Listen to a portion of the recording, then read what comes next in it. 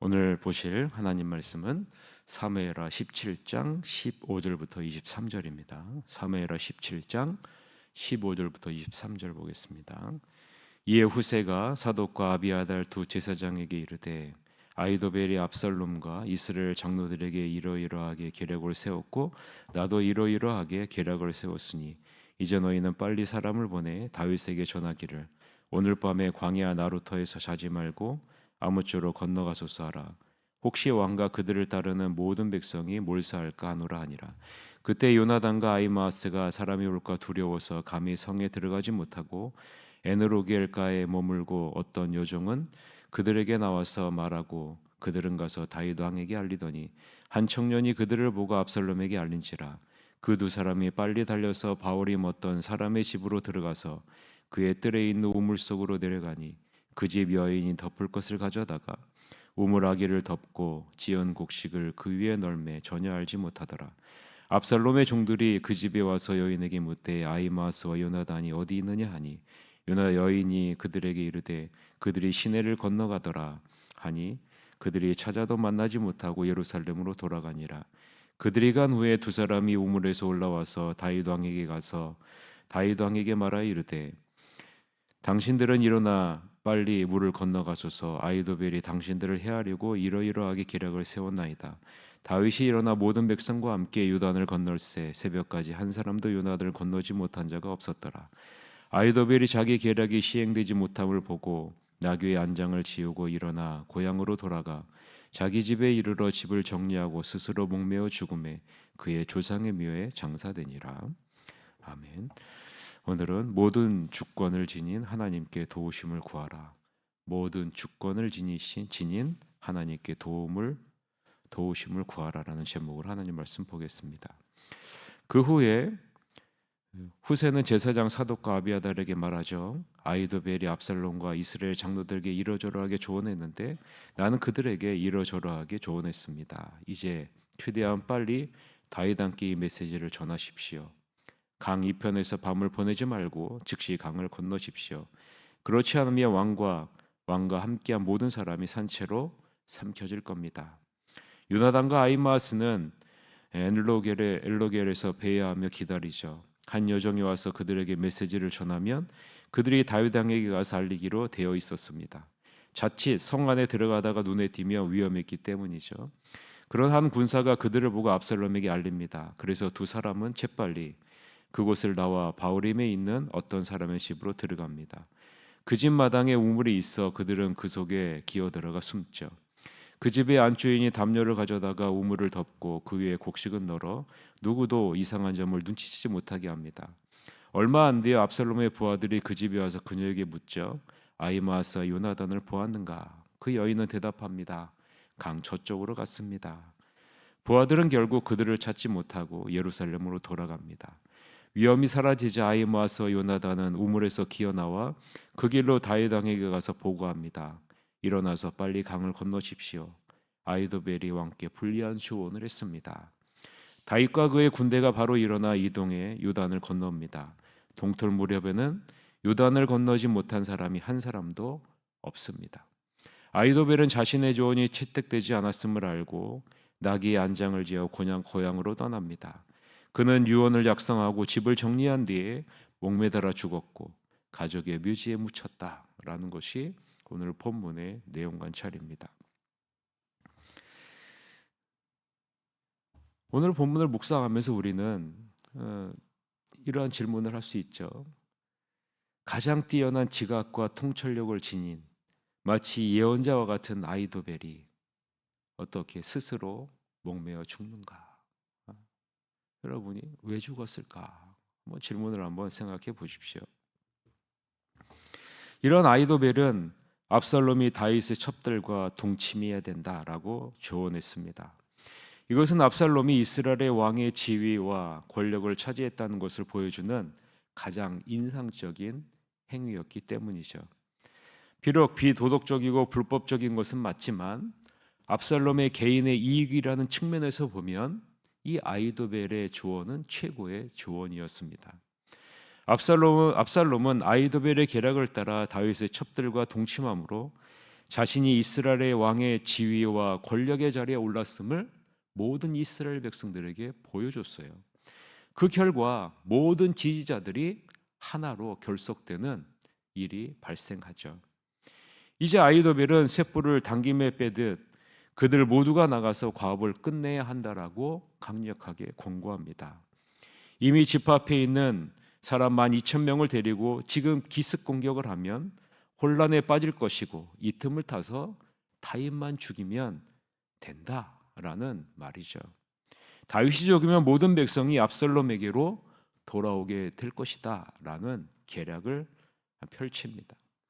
첫 기습 공격에서 다윗만 죽일 수 있다면 피는 더 이상 흘리지 않고 압살롬의 왕권은 견고하게 세울 수 있기 때문이죠. 승리의 확률이 굉장히 높은 계략입니다. 그런데 이때 우리가 어제 살펴본 것처럼 반전이 일어나죠. 압살롬이 누구를 불러요? 아렙 사람 후세를 부르죠. 후세의 계략도 들으려 한다는 겁니다. 후세는 다윗은 최대한 많은 인원을 모아 압살롬이 앞장서서 다윗의 일행을 완전히 덮어버려야 성공할 수 있다는 조언을 펼칩니다. 여러분, 이거는 조금 과장된 계략이죠. 압살롬이 앞장서는데 그 어떤 무리가 패할 수 있겠습니까? 라는 조언이에요. 결국 어떻게 됩니까?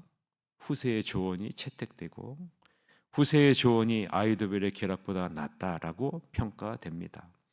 후세는 절대로 아히도벨의 지혜로운 계략을 넘어설 수 없는 사람입니다. 그러나 후세가 사용한 전략은요, 압살롬과 이스라엘 사람들의 마음을 흡족하게 해줄 수 있는 조언이요 계략입니다.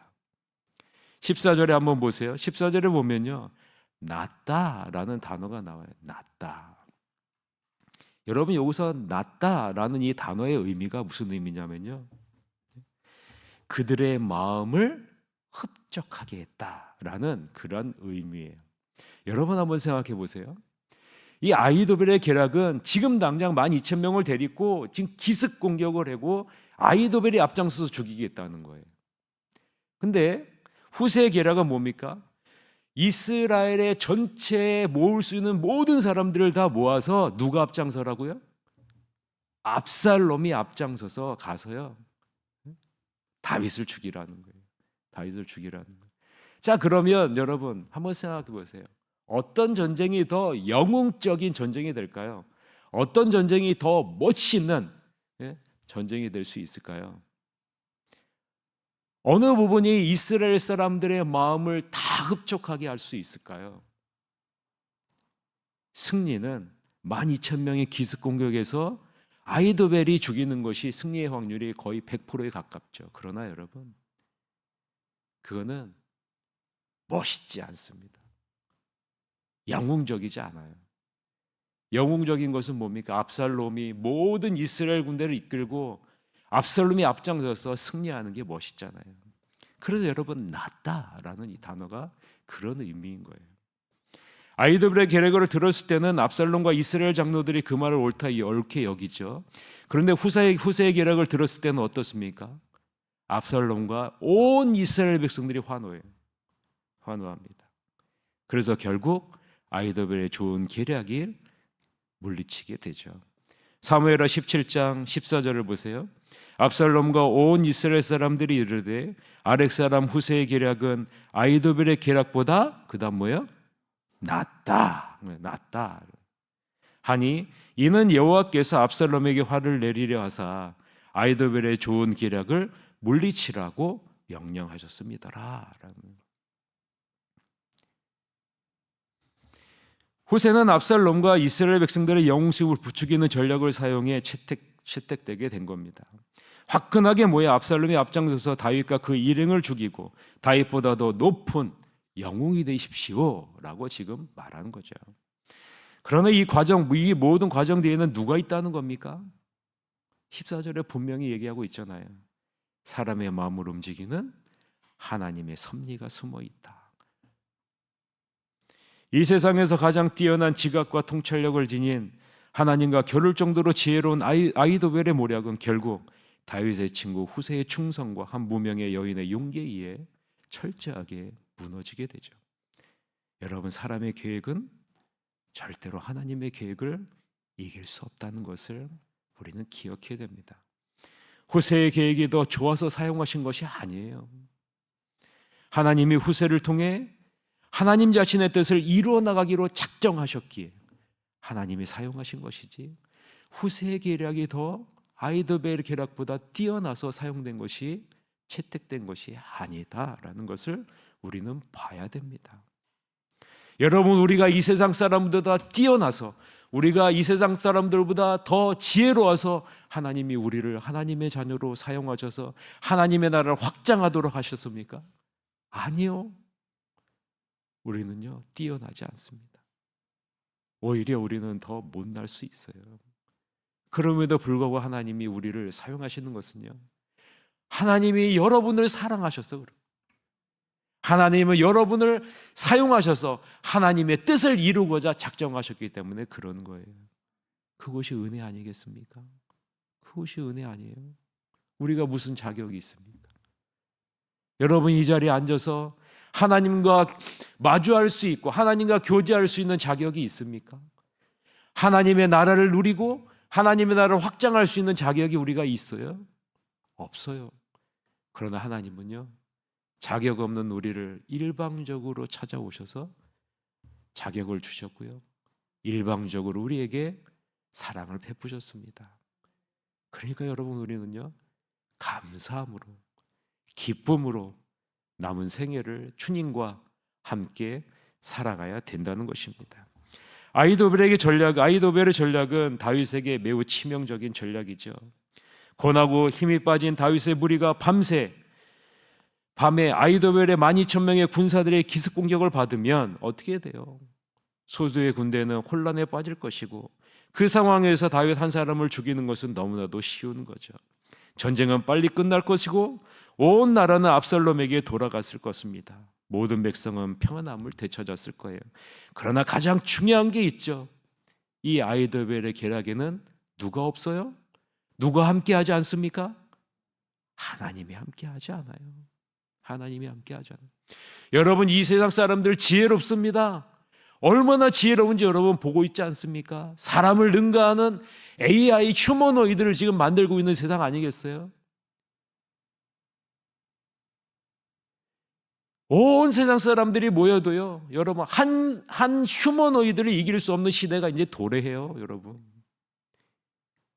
그 정도로 세상 사람들이 지혜로워요.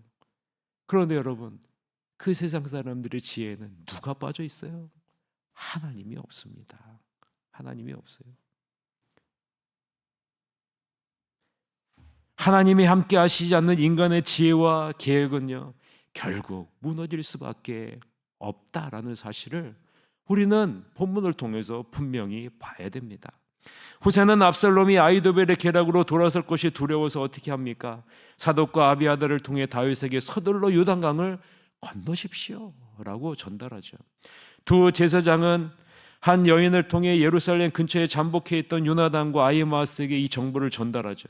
그러나 그 과정에서 압살롬을 따르던 자들에게 발각되고 위기에 놓이게 됩니다. 이때요, 하나님은 누구를 사용하십니까? 한 지혜로운 여인을 사용하셔서 무사히 이 사실을 다윗에게 전달하게 하시잖아요. 그리고 다윗의 일행은 그날 새벽까지 요단강을 건너가게 됩니다. 아히도벨은 이것을 다 보고 있죠. 아히도벨은 깨달은 겁니다.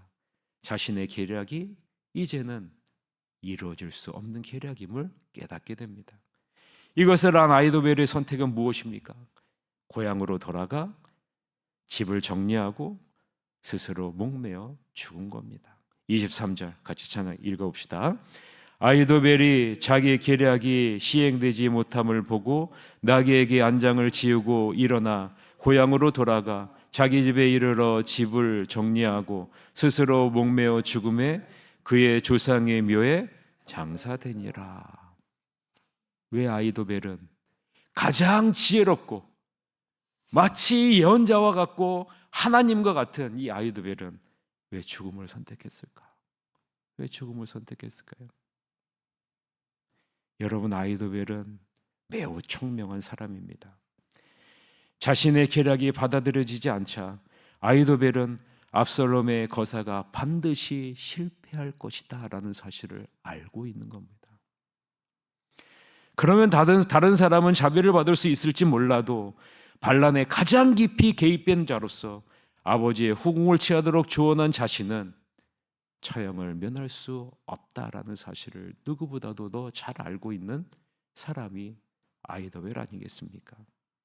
그래서야 기쁜 생각 끝에 자신의 고향으로 돌아가 스스로 목숨을 끊은 겁니다. 인간의 지혜가 얼마나 어리석은지 보이십니까? 끝까지 자신이 주인이 되어 자신이 하나님인 것처럼 선택하고 판단하는 이 모습은 절대로 참으로 지혜로운 모습이 아니다. 지혜로운 것처럼 보이지만 어리석은 자다라는 겁니다. 여러분, 아히도벨이 참지 못하는 게 하나가 있어요.